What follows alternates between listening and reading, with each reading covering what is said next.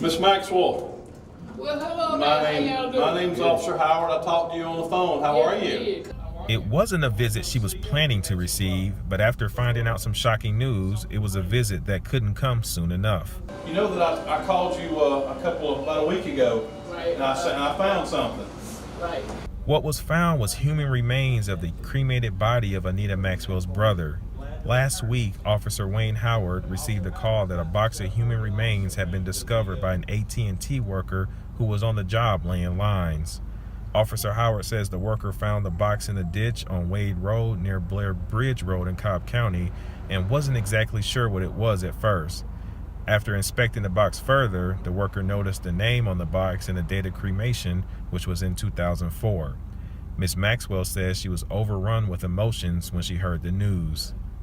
It was kind of hard to accept, but when I heard it, it hit me.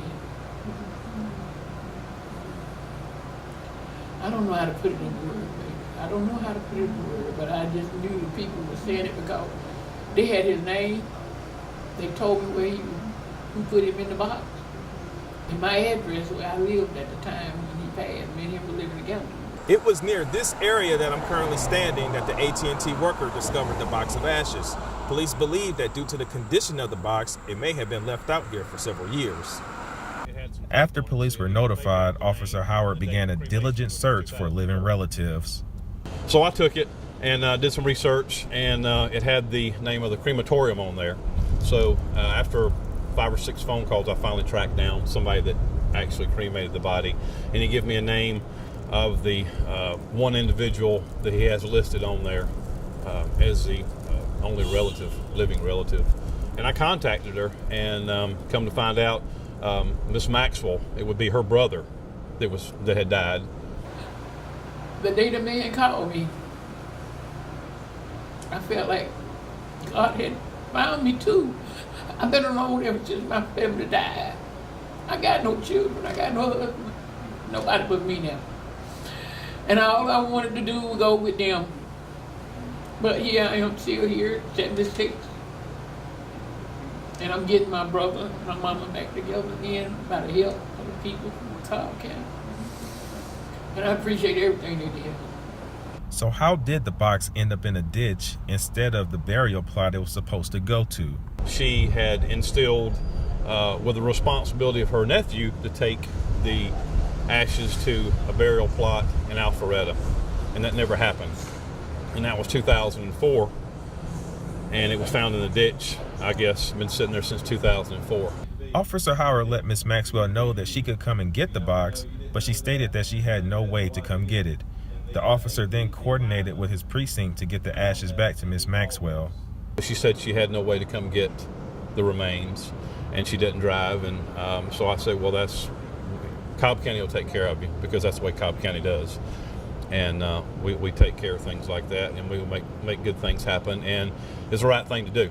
Major Van Hooser contacted his friend Daryl Owenby at Carmichael Funeral Home in Marietta to see about cleaning the urn up. The Cobb County Police Department called me about, bringing the urn to me to clean it up, and it was in such bad shape that we just decided at the funeral home, Carmichael Funeral Home, that I would just replace the urn. So we replaced the urn, placed his remains in the urn, and had his name engraved on the front. And then the identification sticker that was on the bottom of the original urn, we put it back on the urn for identification. And I was just very glad to give it back to Miss Maxwell because it's her brother. In addition to the new urn, Officer Howard's wife made a gift basket for Miss Maxwell to enjoy. And she got you a throw for later on in the winter, and all kind of different foods and stuff. Both OMB and Officer Howard felt it was the right thing to do and are more than happy they were able to return her brother's ashes to her. Yes, sir. I've never met her before. Very, very nice lady. I was glad to give her brother back to her. I got teary-eyed just doing it, giving the ashes back to her. It just warms my heart just because I would want somebody to do that for me. Man, it was pretty emotional. You probably had me on camera. I was a little emotional there. It was just seeing that and knowing that she's got her brother back and he's not in the ditch, and he's got basically a proper internment, and knowing that at least her brother's close. And she thought her brother was at another location, and he's not. He was in a ditch, and now he's beside her. So she has the memories of her brother, and maybe it'll help her out, give her some peace and closure. Ms. Maxwell says she feels Officer Howard and Daryl Owenby's efforts were sincere and that this is a memory she'll never forget. I could hear it in his voice. I heard it in his voice, and the other man that came with him too. I mean, my mind ain't good no more. I do forget things, and I can't remember some things, you know what I'm saying, but I'll never forget this moment in my life. You bet that. I'll never forget this. And I'll never forget that all. I do. And I appreciate everything. Bottom line.